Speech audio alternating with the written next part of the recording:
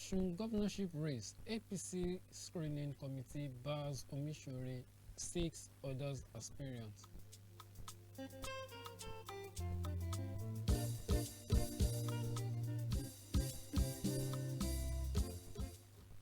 Good morning, good afternoon, and good evening from wherever you're watching us from. This is Esteem Radio Vision, and this is your favorite program, the CONFAB.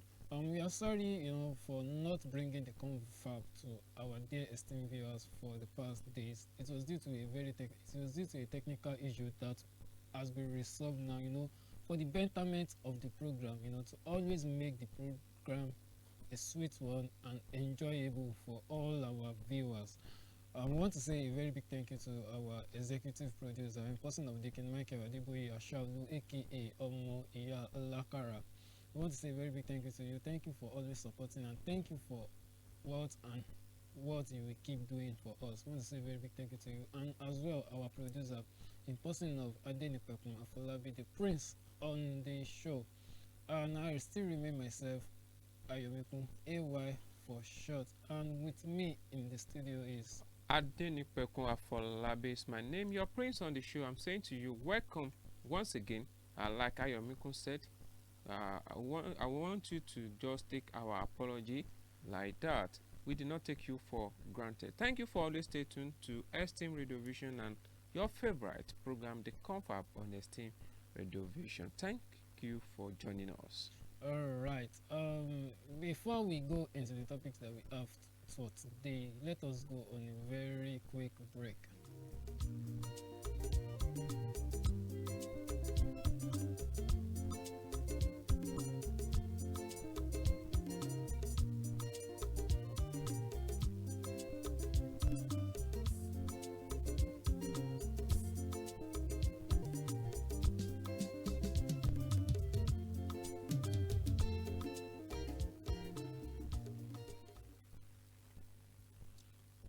The All Progressive Congress Screening Committee has barred former APC National Secretary Iyola Omisore and 6 other aspirants from contesting in the Osun State gubernatorial primary slated for December 13, citing gaps and irregularities in their nomination process. The committee's report, cited by our correspondent on Friday, urged stakeholders to reconcile for party unity ahead of election, stressing that resolving disputes is key to a credible process. Recall that the Independent National Electoral Commission, that of INEC, has set the Osun State governorship election for August 8, 2026. The screening committee, led by Chief Obinna Uzo, concluded its proceeding on December 4, 2025 and submitted its report to the APC National Working Committee in Abuja on Friday. It stated that the aspirants, former Osun State Deputy Governor Omisore, Babatunde Eta Oralusi, Oyedotun Babayemi, Dr. Akin Ogunbiyi, Benedict Alabi, Adegoke Rashid Okiki, and Senator Babajide Omowurare did not submit proof of sponsorship from at least 5 fully registered and financial current party members from each local government area in Osun State, as stipulated by Articles 9(3) and 31(2) of the APC Constitution and Paragraph 6A of the party guidelines. Only Mulikat Abiola Jimoh, and Murudeen Bola Oyebamiji were approved to participate in the primary election. The report read, in carrying out its assignment, the committee adopted the following screening process. Now, the APC gubernatorial primary was supposed to end by December 13. Of course, we have 8 candidates for the primary election. But now, is it 8 or 9? I think 9. That would be 9. 9. So we have 9 aspirants. To take the flag. Even to run the primary. To run the primary, to be the flag bearer. To be the flag bearer of APC in the coming gubernatorial election of Osun State in 2026. Now, out of the 9 candidates, 7 of them, were they barred them. They said that their nomination process is not valid, that they are maybe they, there is not complete. The nomination, they did not do the nomination appropriately. Now, Afolabi, what do you think about this before I even ask you some questions that I want to ask? Okay, thank you, Ayomikun. Like people do say that charity begins at home. Let us start from home, which is Osun State, especially the All Progressive Congress, APC in Osun State. Those that were disqualified based on their irregularity, like the committee, saddled with the responsibility of screening the candidates. And I want to believe this, that Omisore, as the number one on the list, being disqualified. Omisore has been contested even right from the AD. He is the deputy governor during the Bababisi Akonde, and he worked as a deputy governor and later became the senator representing Ife-Ijesha, that is Osun East Senatorial District. And after that, Omisore happens to be the national secretary of All Progressive Congress before he was resigned from his office, maybe because of this coming election or whatever, nobody knows, but he was resigned. And somebody who have served as the national secretary of the party should know the requirements of being, for someone to show the interest that, okay, I want to contest or to have a form with this committee that's assigned to screen this the aspirant within the party, coming out now that, okay, there are some irregularity in their nomination. I think the best thing, they are the one who knows why. And they talked about the getting 5 financial members from each local government.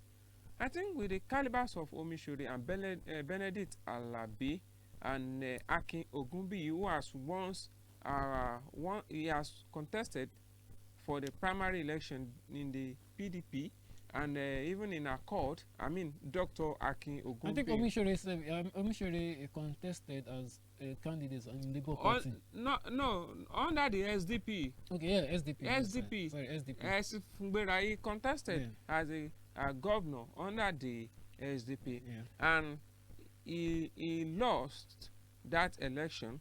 And this Omisore is the savior of the APC in the election conducted in the year 2019 between Demola Adeleke and Gboyega Oyetola, and including himself. But during that election, that was the first election that we all are aware, the inconclusive election. That inconclusive election happens to be that, okay, the local government or the polling units, they disqualify that, okay, they are going to recontested. There will be rerun election in that local government. Happens to be the local government within the domain of Omisore, and the APC run to him that, oh, we need you right now. We want to take this power from. We don't want to give it to Ademola Adeleke, and they run to him. And he stands as their savior then. Now, the savior has been denied the opportunity to run, not as the party flag bearer, but as just for him to contest for the primary election, and he was disqualified. And what this means is, let me quickly say, congratulations to Accord Party and the ADC in Osun. Why am I saying this? The calibers of people that they disqualify during the screening, no one will be disqualified during the screening, and we like to work with the one that they said, okay, this one is the Omoye. What did that mean with the Omoye is that, okay, they are the one who qualified. Look at the calibers of Akiogunbi, Benedict Alabi, and Adegoke, and we that Adegoke is the son. Yeah. Son, for someone to get to, I mean, to rise to the level of son, Yeah. definitely senior advocate of Nigeria, Nigeria, definitely he will know the rudiment of the form, I mean, nomination and all these things. Now the party now said, okay, those who qualified, 2 out of 9 qualified, and the 2 are the that is Mulikat Adeola Jimo, and the Asiwaju Minurudeen Bola Oyebamiji Ambo. You know, one thing I want us to look at in this is, you know, Ambo, that is Oyebamiji, and what is it called?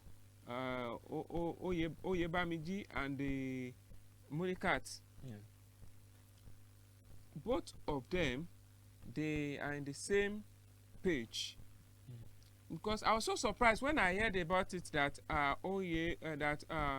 Oyebamiji and Mulikat will be the one even to run under the I mean, will be the one to run for the primary election.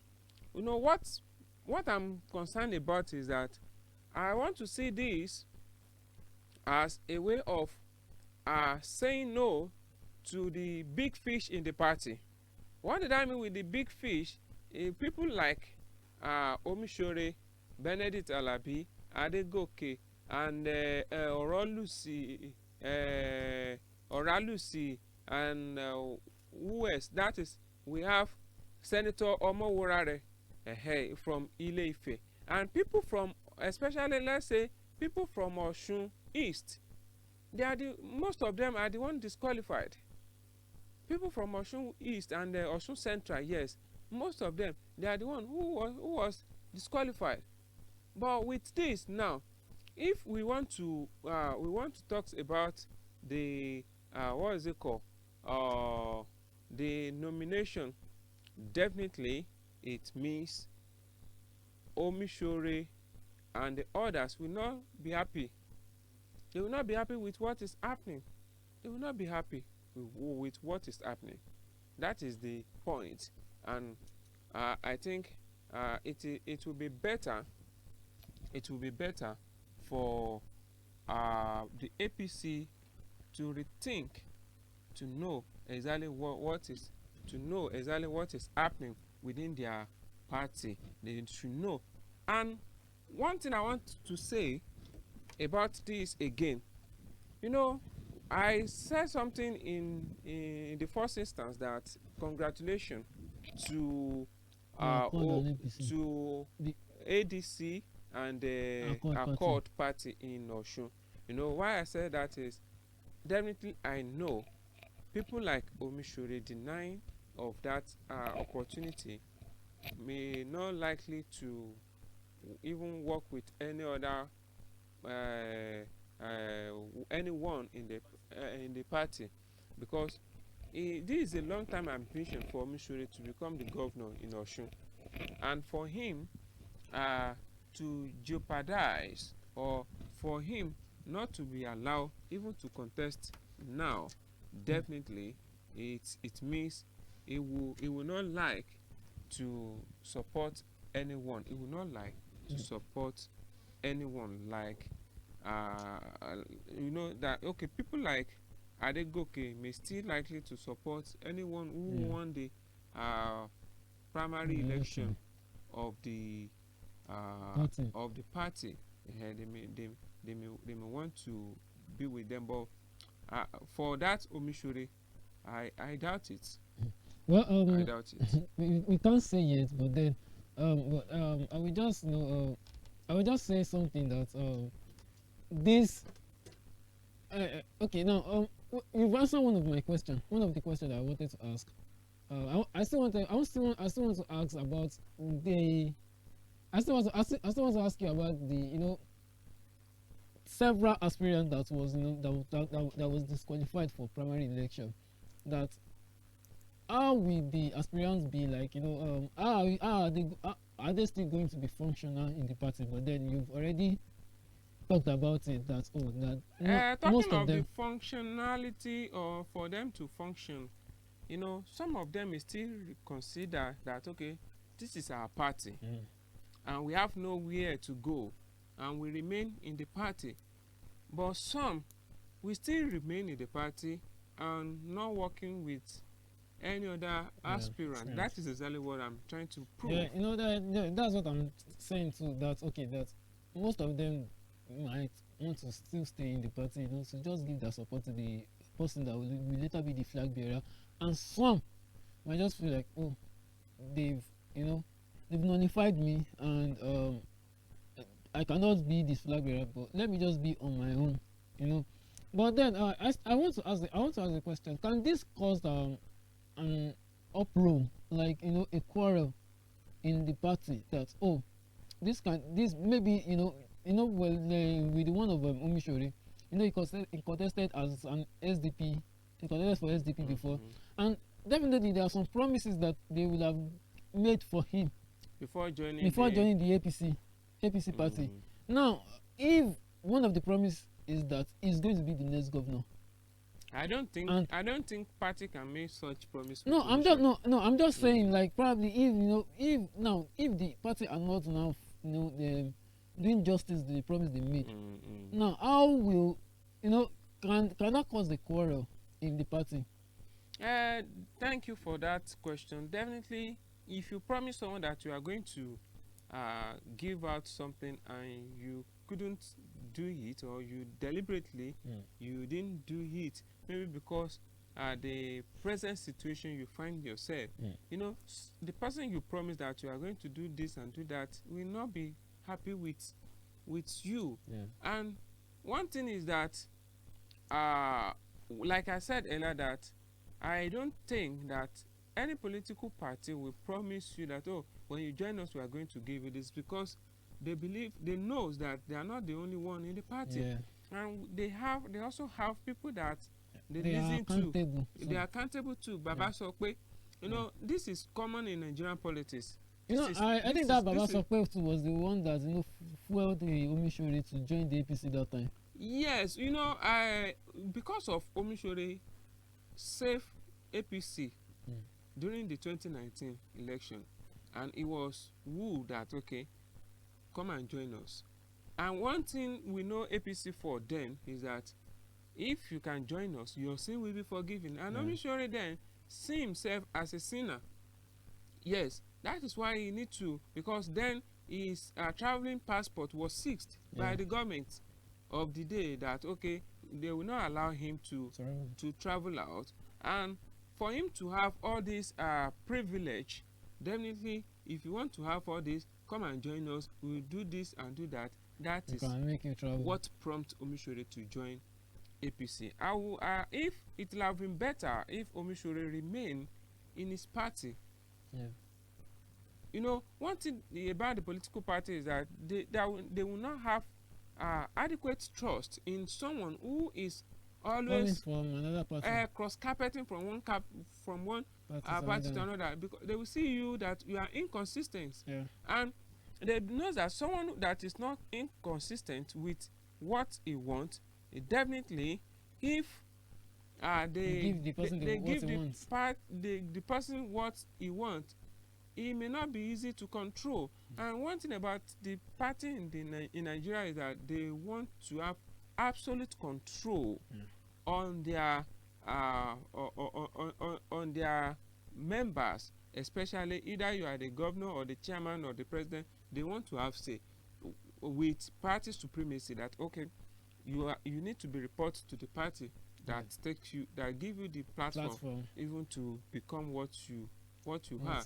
But they know that Omisore, as one of the political gladiator, may likely not to dance to the tune of the Baba Sokwe. You understand? But this Ambo is still new in the politics. He is just a let me say a career officer. Yes, all what Ambo have achieved is through let's say career office and business. That is, but Omisore, since the advent of AD, Omisore has been an active politician. Yeah. That is what they are looking at. I know that there are some people in the APC right now that may not like to see Omisore as their party flag bearer, because what has transpired between them before now. Now, Afolabi, I want to ask a question. You know, I want to ask that for screening process for each party, does it differ? Because Omisore contested as the flag bearer of SDP. I mean, that should be 2 elections ago.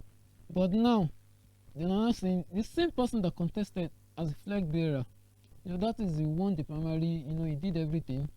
Now, the same person was the one that they now say that his nomination process is not complete. So therefore, he cannot be able to, I want to just know, maybe, the screening process from one party differs from another. Exactly. We have what we call the party law act. The act that establish each party is different from one another. In a party, the process of selecting Omoye may different from the process of selecting Omoye in the party B. And this, what they are claiming is that they fail, not Omisore, that they fail to bring the financial members. Sponsors. Some five are members from each local government who are the financial member, not just common member, but financial member who have been contributing or who has contributed to the development of the party. That they fail to have 5 from each local government in Osun State, and this is just the party act. It is part of their constitution, and I believe that Omisore and the others disqualified aspirants, we know that this is the process. But now that they come out, I'm expecting them to come out to debunk or to say something about what the allegation that the party, the screening committee alleged, concern them that okay, they failed to do this. We are expecting them to talk about it, so that Nigerians, especially the people of Osun, will know that okay, indeed they are the one who shoot themselves in the leg. Now, I want to now ask this final question from you, Afolabi. Now, that this contestant that was nullified, does that mean that APC government party is still going to be very, very strong in the next coming election, August 6th? Hopefully, if they reconcile within the disqualified, with the disqualified aspirant, that okay, we will give you this position, this and this, they may still likely to work together. And because if there is nothing like the previous discussion like this, some of them would think that okay, what will be my gain? Let me leave this party and go to another party that can give me the platform to contest. That is exactly what I want to say. But it is a good, this should be a good movement for the APC to have a roundtable meeting. The consultation with the people that they screened out before the discussion, before the primary election, so that APC will have, if not 100%, they will have 90% assurance that they may likely win the election. But if they fail to have that consultation meeting within themselves, it's a minus to APC and a plus to Accord, not other parties to Accord and ADC, because PDP is is They're just having, is they're having issues. They're having apart from issues. the issue.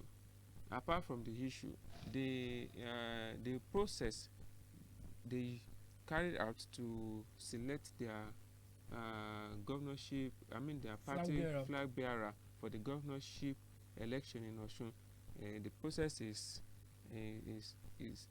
somehow, it looks somehow ahead, and I believe that some of the members may still challenge the process Yeah. at the court of law.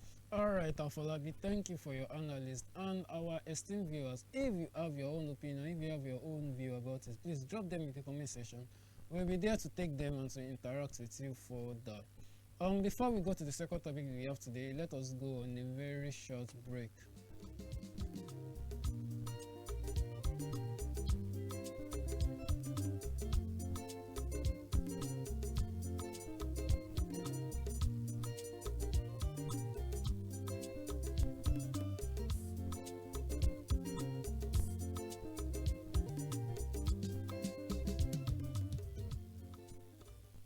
Welcome back to your program, the CONFAB. We've talked about the 7 candidates, that was nullified at the APC gubernatorial primary election, and then ahead of guber, ahead of their primary election. Yes. So our analyst has already done justice to that. He has given a long opinion and a long analysis about the whole thing. And so if you have your own view, if you have your own opinion, please drop them in the comment section. We'll be there to take them.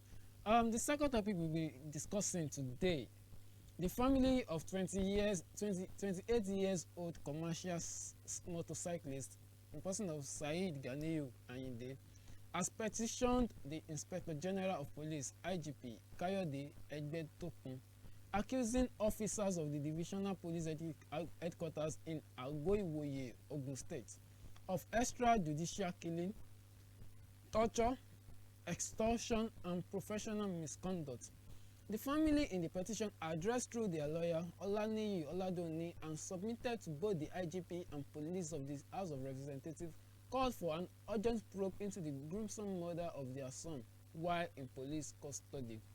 According to the family, I won't be able to read all the story behind it. But then after the program, we are going to drop the full story, the full articles about it, so you can go back and read through the story behind it. I'm just going to give a very brief story on it. So according to the family, Ayinde, popularly known in his area as an Okada rider, lived at the back of the Agoiwoye police station in Abobi, Ijebu, North Local Government Area of Ogun State. His ordeal, according to the petition, began on September 27, 2025 at about 4 a.m. when 6 men described as the father and his sons stormed his residence. The men claimed they had been robbed hours earlier at their home on Muhammad Villa, Olowokere Street, Agoiwoye, and that their phones were carted away. They alleged that Ayinde, who they described as someone who ran errands for them, must know those responsible for the robbery. The family said that before Ayinde could defend himself, he and his roommate Ige Ojanyika, who owned the motorcycle Ayinde used for work, were arrested and taken to Agoiwoye Divisional Police Headquarters. Now, I'm going to stop on that so you can continue with the remaining story after the program. Now, to cut the long story short, the Ayinde was taken to the police station. He was being tortured, and in the police station, he was being killed. He was killed in the while he was being tortured, for him to make confession about maybe he was the one that perpetrated the crime. They did not grant him bail. They denied his bail.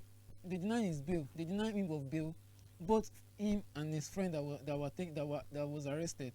So through the torture and all, Ayinde gave up the ghost. His friends tried calling out on the police that that his friend is dead. The other police officer that was on ground then told the man that, oh, this person that you tortured is dead. And the next thing the policeman can say is that, oh, have you not seen a dead body before? That they will just pack it, and take it away. Now, that's just the brief on the story. Now, Afolabi, hearing about this news is so saddening because I mean, a promising young Nigerian, a 28 years old, trying as a means of survival, riding an Okada. There's maybe there are a lot of things that might have warrant him that he just wants to be an Okada rider. Maybe because of unemployment, the rate of unemployment that we have in this country. So you just feel like, I can't just sit down at home and do nothing. Let me just use that to support myself and support my family. So in that course of him riding that Okada rider, a policeman came to arrest him and he was tortured to death. Now, to me, I just want to ask this some questions. Now, for him to be, to be killed through torture, does that deny him of his human rights? Does it deny him of his human rights in Nigeria? Okay, thank you. Firstly, we want to sympathize with the family of Ayinde. Yeah. For that big loss, because Ayinde now, who is trying to get himself, his immediate family, the daily bread, just gave up to ghosts like that. The issue I have with the Nigerian police is this: there is no professionalism in whatever they are doing. Honestly speaking, we need to be sincere with ourselves. Let us assume that indeed is the one who perpetrates such evil or commits that crime. There is another way of let him confess through your proper investigation. I mean, yes, that's what I want to say, that they did not find anything on him that termed him as the person that did it. Because with the news, it means that even what find on him is only the clothes, nothing like harm. Yeah, yes. But you just apprehended him and take him to your custody. In most cases, many people find themselves at the correctional center because of all this atrocity of the Nigerian police.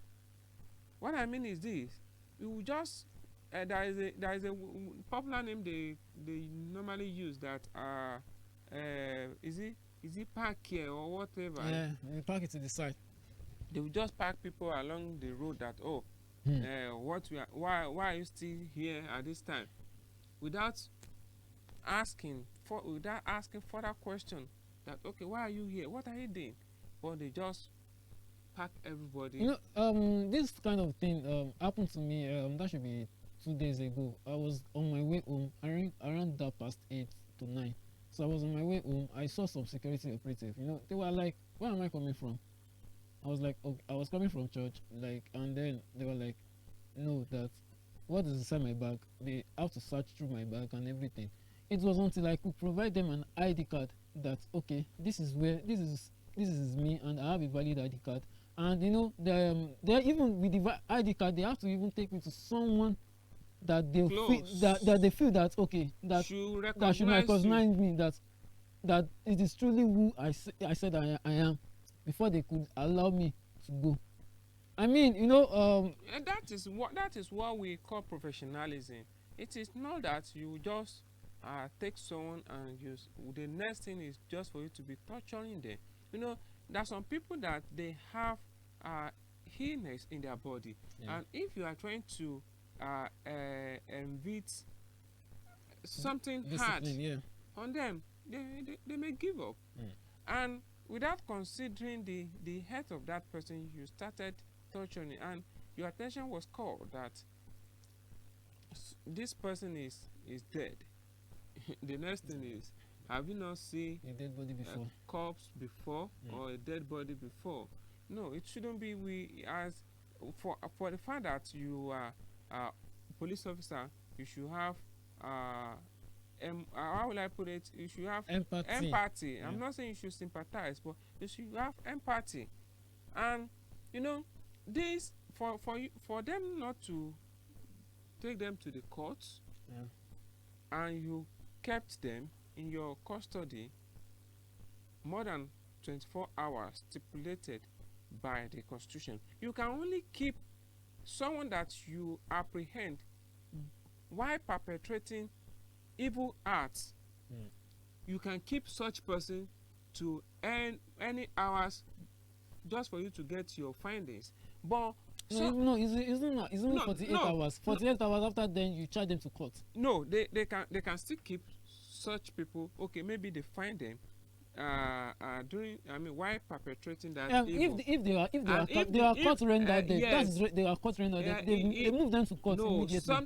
sometimes they need more evidence to prove in the court, and during the that process they may use it to gather their evidence so that they will not lose that case in the court, because immediately you get to the court, no matter how good you are, your findings, whatever you present at the court, that is what the judge will listen to. But 48 hours is enough for them to do their findings and to get their evidence. For 48 hours is enough. Yeah.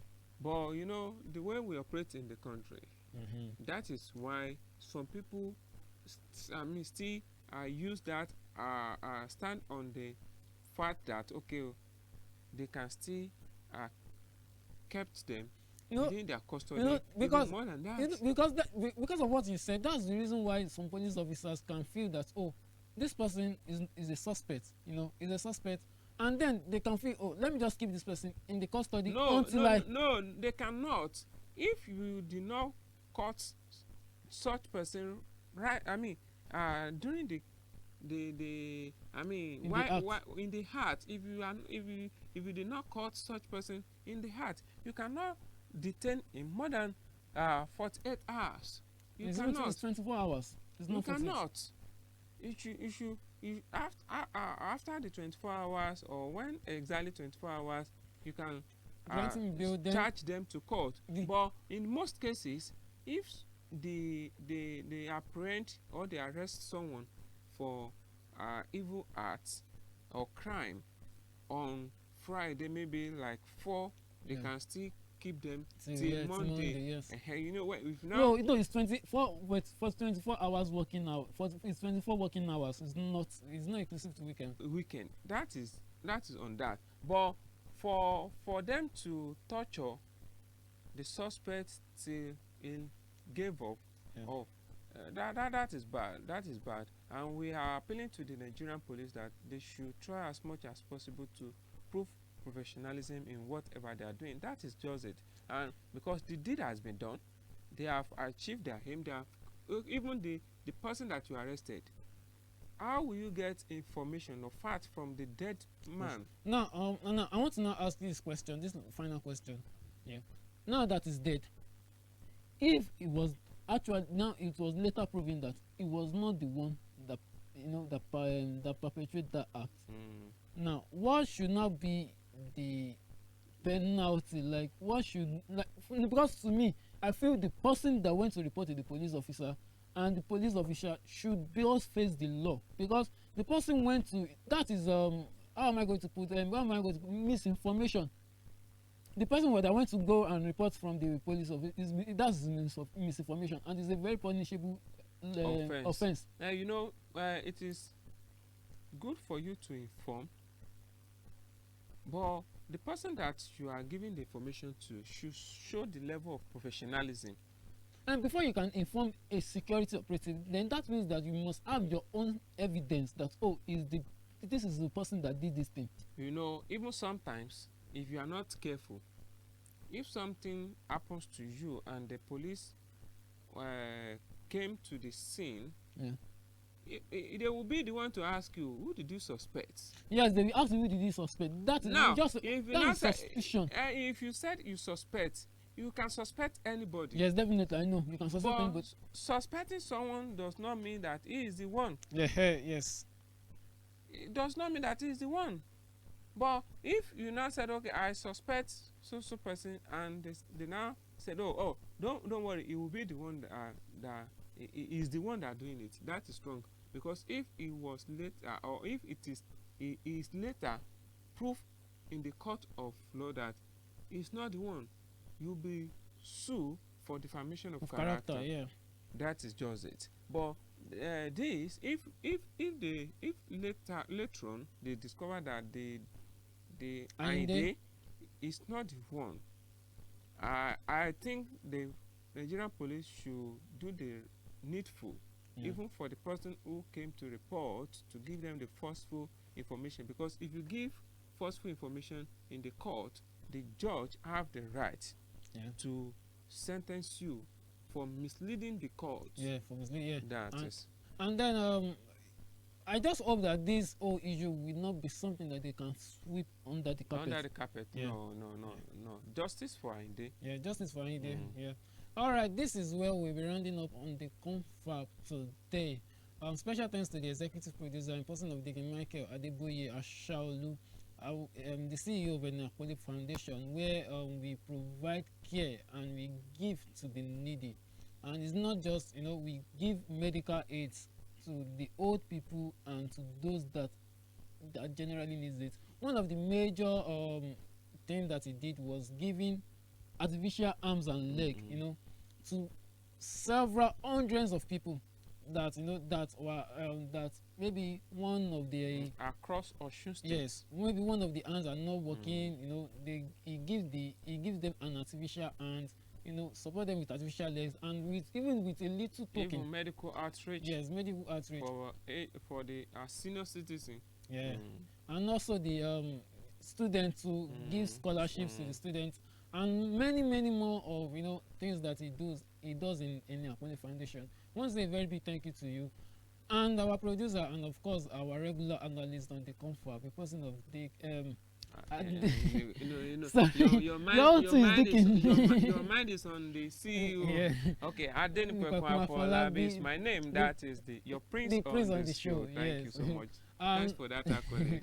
And also all other esteemed Radio Vision crew, Oluwapo, Modesta Chiamaka, Big Balu, all in yes, and Olamide, all in absentia. I want to say a very big thank you to you. Thank you for always keep things running in the organization. I want to say a very big thank you to all our esteemed viewers as well.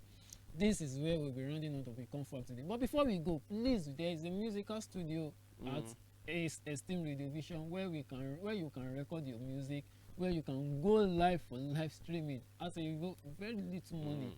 Yeah. So please, at a cheaper rate. Yeah, at a cheaper rate. Please, if you have anything, just contact the number that is displayed on the screen to interact with us further on that. This is a goodbye from here.